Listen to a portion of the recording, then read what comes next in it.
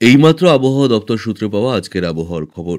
১০, ১১ এবং ১২ মার্চ আবার ভারী বৃষ্টিপাতের পূর্বাভাস রাজ্যে। চলবে তুষারপাতও।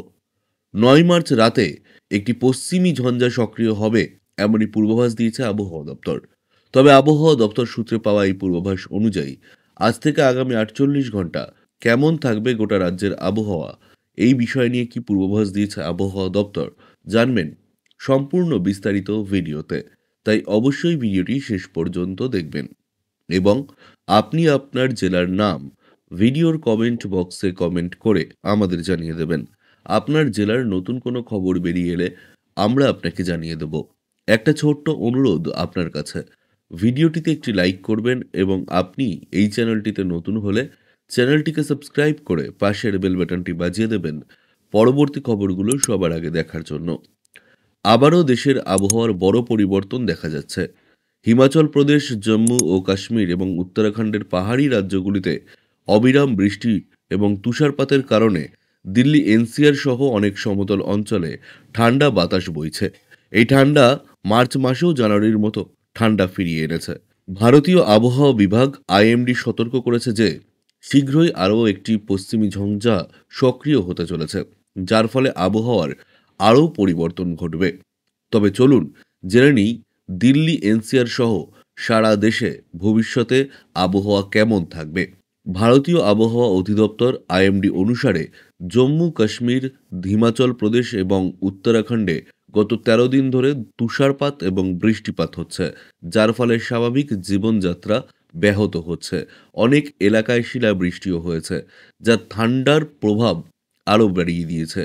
ঠান্ডা বাতাসের কারণে দিল্লি এনসিআর সহ অনেক রাজ্যে তাপমাত্রা কমেছে। এই পরিস্থিতি ৯ মার্চ পর্যন্ত চলবে। তবে ৯ মার্চ রাতে একটি নতুন পশ্চিমী ঝঞ্ঝা সক্রিয় হয়ে উঠবে। এর প্রভাবে ১০ থেকে ১২ মার্চের মধ্যে পাহাড়ি রাজ্যগুলিতে আবার বৃষ্টি এবং তুষারপাতের সম্ভাবনা রয়েছে। দেশটি তাপ এবং ঠান্ডার মধ্যে বিভক্ত। মহারাষ্ট্র, মধ্যপ্রদেশ, ছত্তিশগড়, গোয়া, কোঙ্কণ এবং কর্ণাটকে তাপমাত্রা দ্রুত বৃদ্ধি পাচ্ছে, যেখানে পারদ ৩৫ থেকে ৪০ ডিগ্রি সেলসিয়াসে পৌঁছেছে। অন্যদিকে পাঞ্জাব, হরিয়ানা, দিল্লি, চণ্ডীগড়, উত্তরপ্রদেশ এবং বিহারে ঠান্ডা বাতাসের প্রভাব রয়েছে। হিমাচল প্রদেশে পরিস্থিতি আরও খারাপ হয়েছে, যেখানে ৫০০টিরও বেশি রাস্তা এবং বিদ্যুৎ ট্রান্সফরমার ক্ষতিগ্রস্ত হয়েছে। আইএমডি অনুসারে ৯ মার্চের পর উত্তর পশ্চিমাঞ্চলীয় রাজ্যগুলি অর্থাৎ দিল্লি, পাঞ্জাব, হরিয়ানা, গুজরাট, রাজস্থান, উত্তরপ্রদেশ এবং বিহারের উপর দিয়ে ৩০ থেকে ৫০ কিলোমিটার বেগে তীব্র বাতাস বইতে পারে। এছাড়াও নতুন পশ্চিমী ঝড়ের প্রভাবে ১০ থেকে ১২ মার্চের মধ্যে জম্মু ও কাশ্মীর, লাদাখ, হিমাচল প্রদেশ এবং উত্তরাখণ্ডে আবার বৃষ্টি এবং তুষারপাত দেখা যাবে। আবহাওয়ার এই পরিবর্তনের কারণে জনগণকে সতর্ক থাকার পরামর্শ দিয়েছে আবহাওয়া দপ্তর। অন্যদিকে আজ কলকাতা সহ দক্ষিণবঙ্গের বেশিরভাগ জেলায় আবহাওয়া থাকবে শুষ্ক এবং পরিষ্কার। আজ কোথাও কোনো বৃষ্টিপাতের পূর্বাভাস নেই। শহরের তাপমাত্রা সারাদিন ৩০ ডিগ্রির আশেপাশে থাকতে পারে এবং রাতে তাপমাত্রা ১৯ ডিগ্রির কাছাকাছি নেমে যাবে। শহরের আকাশ থাকবে মেঘমুক্ত এবং তাপমাত্রার ওঠানামা স্বাভাবিক থাকবে।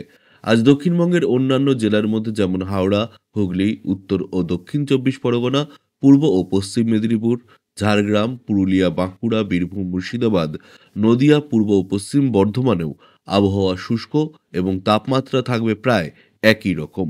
আবহাওয়াজনিত আরও খবর জানতে সঙ্গে থাকুন এই চ্যানেলটির।